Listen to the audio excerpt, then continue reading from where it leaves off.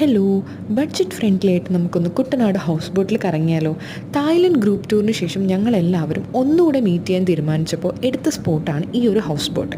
അപ്പോൾ ഓൾമോസ്റ്റ് എല്ലാവരും തന്നെ ഉണ്ടായിരുന്നു. എക്സ്ട്രാ ആയിട്ട് ഞങ്ങളുടെ രണ്ടുപേരുടെയും പാരൻസും പിന്നെ ഒരു കപ്പിൾസും കൂടെ ഉണ്ടായിരുന്നു നമ്മുടെ കൂടെ.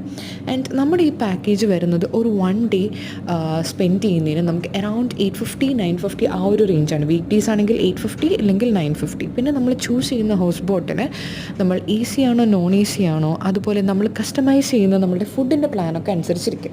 സോ ഡീറ്റെയിൽസ് വേണമെങ്കിൽ കമൻറ്റ് ചെയ്താൽ മതി. നമ്മളെല്ലാവരും ചെന്ന് കയറിയപ്പോൾ ഈ ഒരു ഫ്രണ്ട് സ്പേസിലാണ് കൂടുതലും സ്പെൻഡ് ചെയ്യുന്നത്, എല്ലാവരോടും ഒന്നിച്ചിരിക്കാൻ വേണ്ടിയിട്ട്. പിന്നെ ഏറ്റവും നമുക്ക് അപ്പർ പോർഷനിലായിട്ട് നമുക്കൊരു എ സി ആയിട്ടുള്ള ഒരു ഡൈനിങ് കൂടെ വരുന്നുണ്ടായിരുന്നു.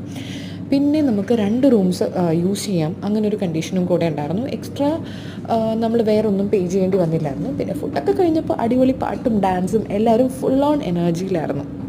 അങ്ങനെ ഒരു അടിപൊളിയായിട്ടൊരു 1 ഡേ നമ്മൾ സ്പെൻഡ് ചെയ്തു. ഒരുപാട് വിശേഷങ്ങൾ എല്ലാവർക്കും പറയാനുണ്ടായിരുന്നു.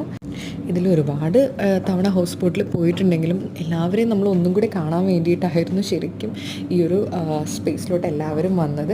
സോ ഞാനത് നിങ്ങൾക്ക് എല്ലാവർക്കും സജസ്റ്റ് ചെയ്യും. എല്ലാവരും ഹൗസ് ബോട്ടെന്ന് കേൾക്കുമ്പോൾ ഒരുപാട് പ്രൈസ് ആവുമെന്ന് വിചാരിക്കും, പക്ഷേ ഇല്ല.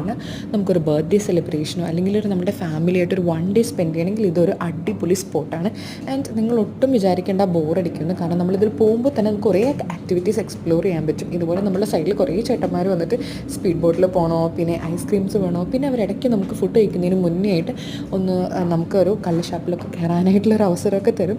അപ്പോൾ ആരും ഇനി കയറാത്തവരാണെങ്കിൽ ആരും ഇത് മിസ് ചെയ്യേണ്ട, എന്തായാലും ഒന്ന് ട്രൈ ചെയ്ത് നോക്കണം. അപ്പോൾ ചാച്ചാ ബൈ.